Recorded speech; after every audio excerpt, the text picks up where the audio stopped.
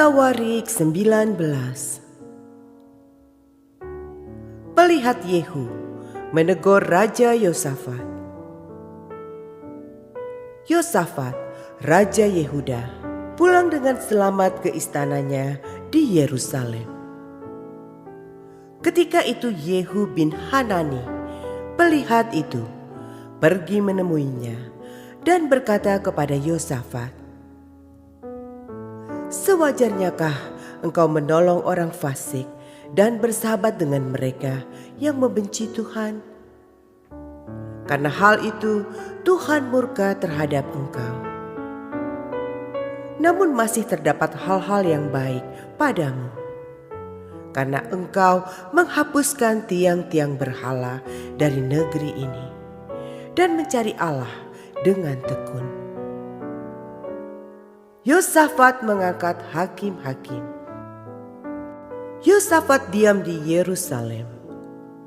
Ia mengadakan kunjungan pula ke daerah-daerah, dari Beersheba sampai ke pegunungan Efraim, sambil menyuruh rakyat berbalik kepada Tuhan, Allah nenek moyang mereka.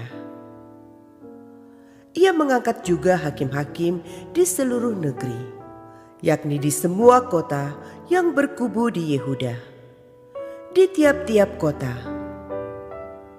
Berpesanlah ia kepada hakim-hakim itu, "Pertimbangkanlah apa yang kamu buat, karena bukanlah untuk manusia kamu memutuskan hukum, melainkan untuk Tuhan yang ada beserta kamu bila kamu memutuskan hukum. Sebab itu, kiranya kamu diliputi oleh rasa takut kepada Tuhan. Bertindaklah dengan seksama, karena berlaku curang, memihak ataupun menerima suap tidak ada pada Tuhan Allah kita."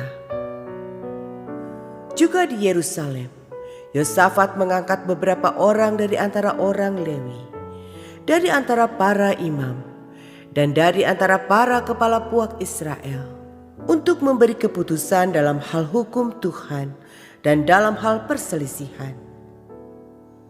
Mereka berkedudukan di Yerusalem.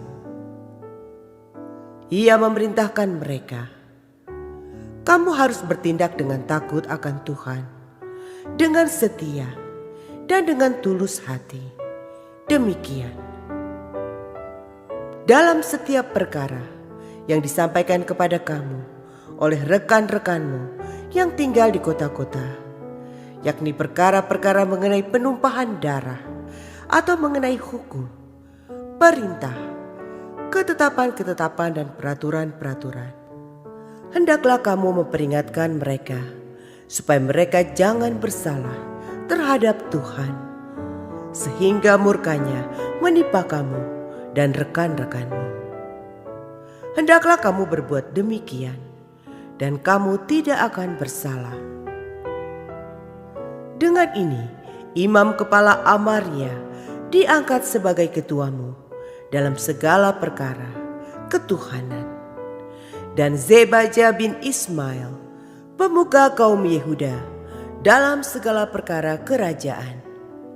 Sedang orang Lewi akan melayani kamu sebagai pengatur.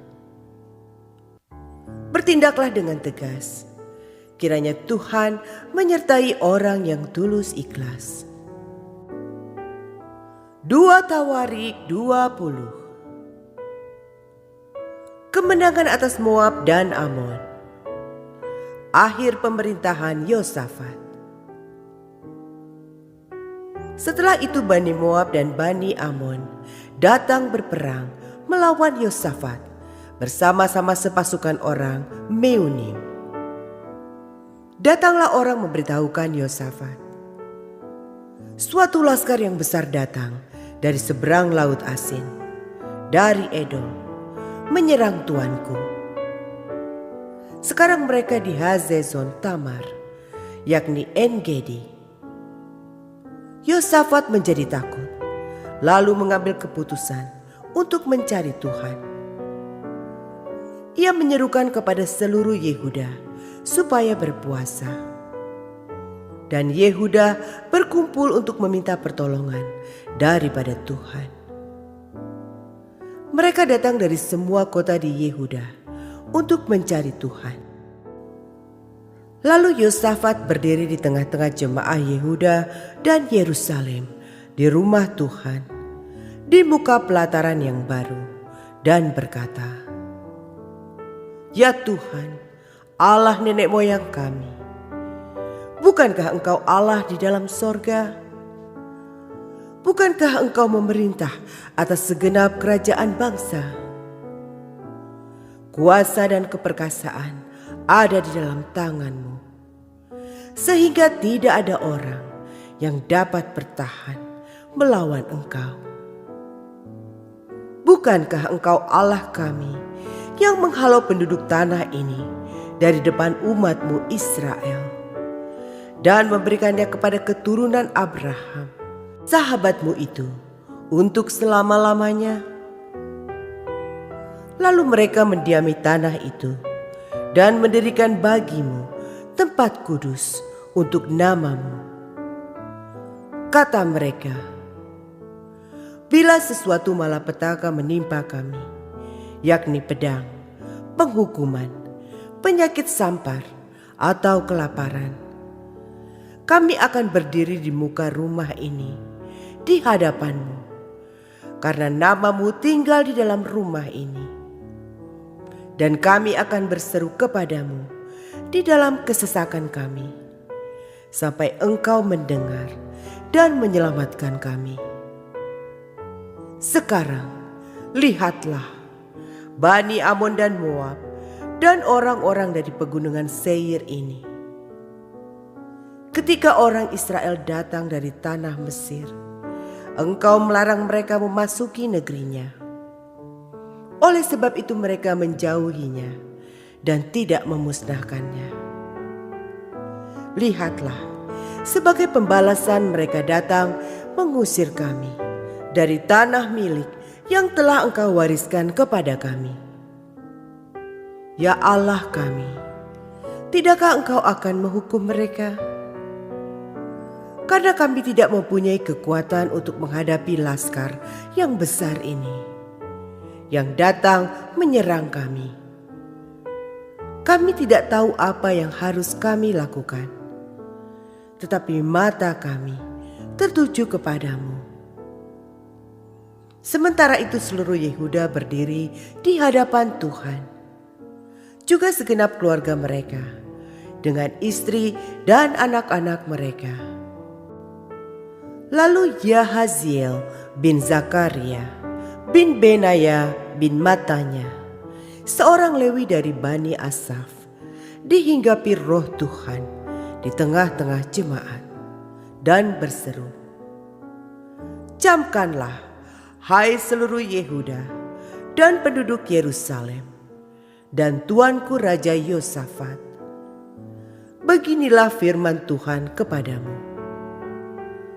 Janganlah kamu takut dan terkejut karena laskar yang besar ini.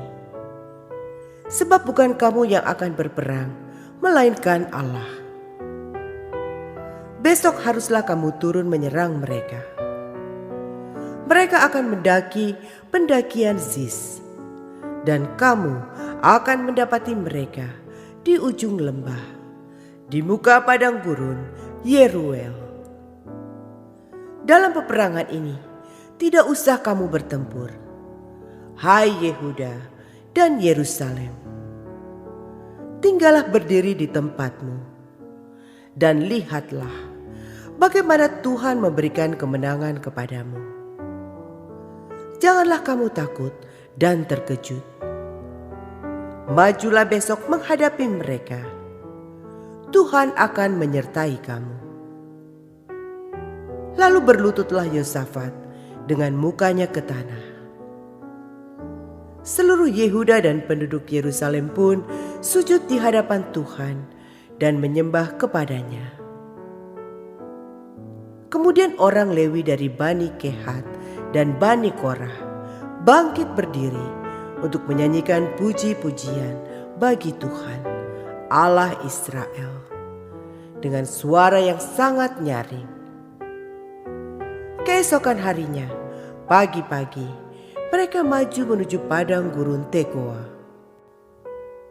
Ketika mereka hendak berangkat, berdirilah Yosafat dan berkata, "Dengar, hai Yehuda dan penduduk Yerusalem, percayalah kepada Tuhan Allahmu, dan kamu akan tetap teguh.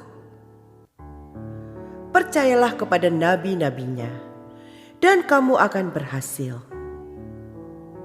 Setelah ia berunding dengan rakyat, ia mengangkat orang-orang yang akan menyanyi nyanyian untuk Tuhan dan memuji Tuhan dalam pakaian kudus yang semarak pada waktu mereka keluar di muka orang-orang bersenjata sambil berkata,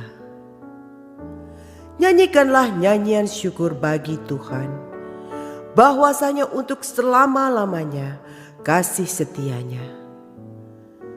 Ketika mereka mulai bersorak-sorai dan menyanyikan nyanyian pujian, dibuat Tuhanlah penghadangan terhadap Bani Amon dan Moab dan orang-orang dari pegunungan Seir yang hendak menyerang Yehuda, sehingga mereka terpukul kalah. Lalu Bani Amon dan Moab berdiri menentang penduduk pegunungan Seir, hendak menumpas dan memunahkan mereka.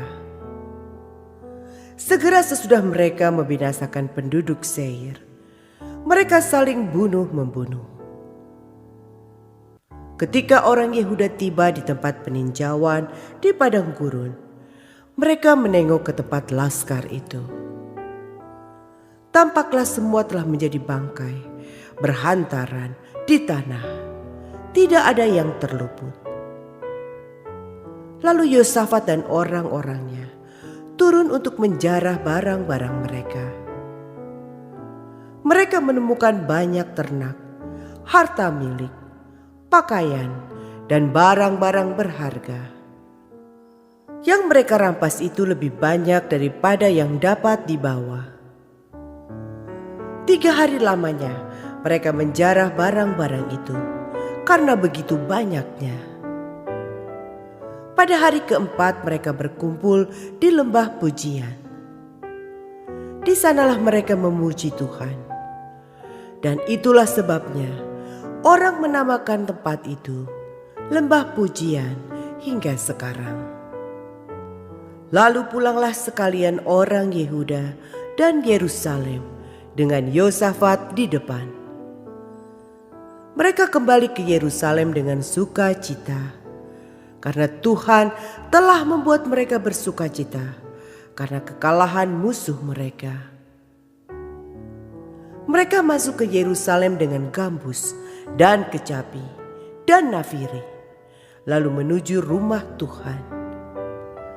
Ketakutan yang dari Allah menghinggapi semua kerajaan negeri-negeri lain ketika mereka mendengar bahwa Tuhan yang berperang melawan musuh-musuh Israel. Dan kerajaan Yosafat amanlah karena Allahnya mengaruniakan keamanan kepadanya di segala penjuru. Yosafat memerintah atas Yehuda. Ia berumur 35 tahun pada waktu ia menjadi raja. Dan 25 tahun lamanya ia memerintah di Yerusalem. Nama ibunya ialah Azubah, anak Silhi. Ia hidup mengikuti jejak Asa, ayahnya. Ia tidak menyimpang daripadanya dan melakukan apa yang benar di mata Tuhan. Hanya bukit-bukit pengorbanan tidak dijauhkan. Bangsa itu belum mengarahkan hatinya kepada Allah nenek moyang mereka. Selebihnya dari riwayat Yosafat, dari awal sampai akhir, sesungguhnya semuanya itu tertulis di dalam riwayat Yehu bin Hanani yang tercantum di dalam kitab Raja-Raja Israel. Kemudian Yosafat, Raja Yehuda, bersekutu dengan Ahazia, Raja Israel, yang fasik perbuatannya. Ia bersekutu dengan Ahazia untuk membuat kapal-kapal yang dapat berlayar ke Tarsis. Kapal-kapal itu dibuat mereka di Ezion Geber. Tetapi Eliezer bin Dodawa dari Maresa bernubuat terhadap Yosafat. Katanya, "Karena engkau bersekutu dengan Ahazia, maka Tuhan akan merobohkan pekerjaanmu." Lalu kapal-kapal itu pecah dan tidak dapat berlayar ke Tarsis.